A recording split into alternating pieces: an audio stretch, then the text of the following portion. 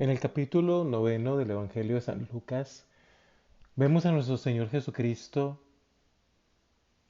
convocando a los 12, convocando a los 12.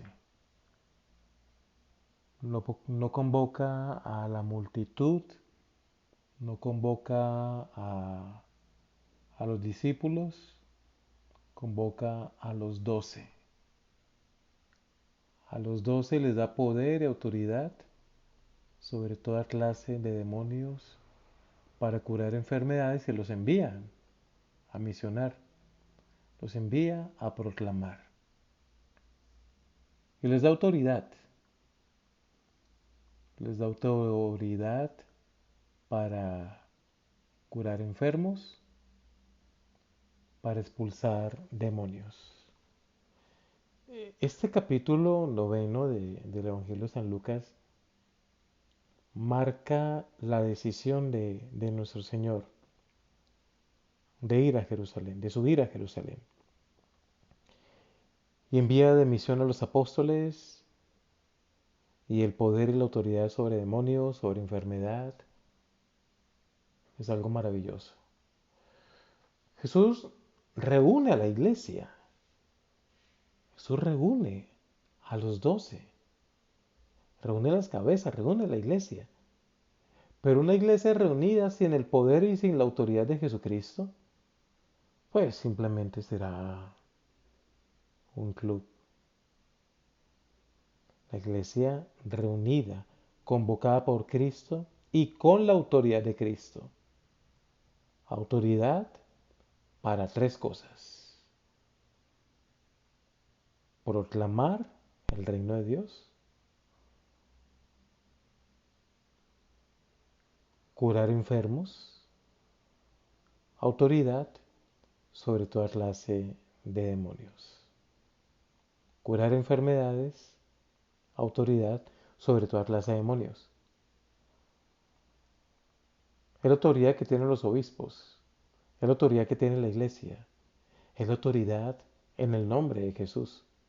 Y qué hermoso es vivirlo así, en el nombre de Jesús. Pero fuera de la autoridad, fuera del poder, fuera de ser iglesia, lo siguiente que les dice el Señor es mucho más importante. Quédense en la casa donde entren hasta que vayan a aquel destino. Mm, No lleven nada para el camino, ni bastón, ni alforja, ni pan, ni dinero, tampoco dos túnicas. El poder, la autoridad, sin la confianza en Dios, es, es un desastre, por no decir que es un peligro. El poder y la autoridad, con los dones carismáticos, con la elocuencia para predicar, sin la autoridad, sin el envío de Jesús, es un peligro. Hay que preguntarnos qué nos llama más la atención.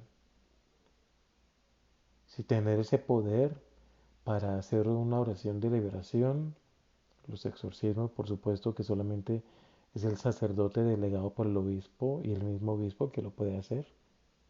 Pero es ver que nos llama tanto la atención, una liberación, tanto la atención, cuando una persona grita, cuando una persona se cae, cuando una persona... Pero el Señor aquí está diciendo, más importante que eso es la confianza.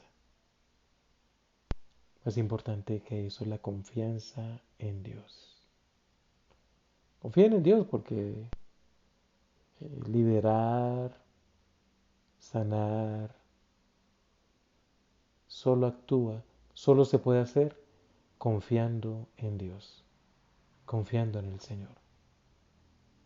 Aferrados a Él, dando la gloria a Dios.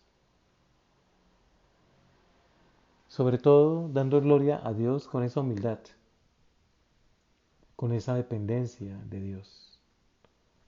Dice el Evangelio que ellos se pusieron en camino y fueron de aldea en aldea anunciando la buena noticia y curando en todas partes. Qué hermoso es eso, curando en todas partes. No solamente la predicación, es la sanación, es la liberación, lo que completa la obra de la predicación. Y saber que es Dios el que lo hace. Confiar en que Él lo siga haciendo. Confiar en que Él haga su obra. Confiar de que no son mis fuerzas. Confiar de que no es mi autoridad. Confiar de que es Él. El capítulo 9 también del libro de Esdras que hemos escuchado en la primera lectura es una oración confiada. Una oración donde se reconoce la vergüenza por haber ofendido a Dios. No Esdras, sino Israel, toda su familia, todos aquellos que decían ser muy religiosos. Y por supuesto que llegó sobre ellos una tribulación muy grande que fue el destierro a Babilonia. Pero esta oración la está haciendo Esdras ya libres, ya en Jerusalén, ya el templo reconstruido, pero no deja de decir en esa humildad y en esa dependencia de Dios, desde la época de nuestros padres hasta hoy, hemos pecado gravemente. Esdras podía ser el hombre más santo, pero él se unía a todo su pueblo, se unía a toda su familia. Hemos pecado, hemos pecado. Pero en medio del pecado, llega la misericordia del Señor.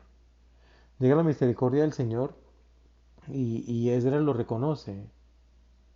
En un instante, el Señor nuestro Dios nos ha otorgado la gracia de dejarnos un resto y concedernos un lugar en el templo santo.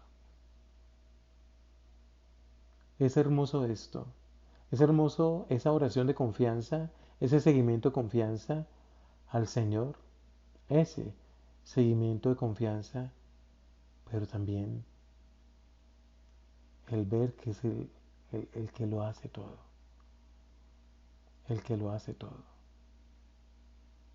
El Dios de la historia, el Dios que nos da vida eterna, el Dios que, como sigue diciendo Esdras, porque somos esclavos, pero nuestro Dios no nos ha abandonado en nuestra esclavitud, sino que nos ha otorgado el favor a los reyes de Persia. Es el Señor a través de la historia, es el Señor actuando, es el Señor que da poder, que da autoridad a ti, a tu familia, las cuales bendigo en el nombre del Padre, del Hijo y del Espíritu Santo. Amén.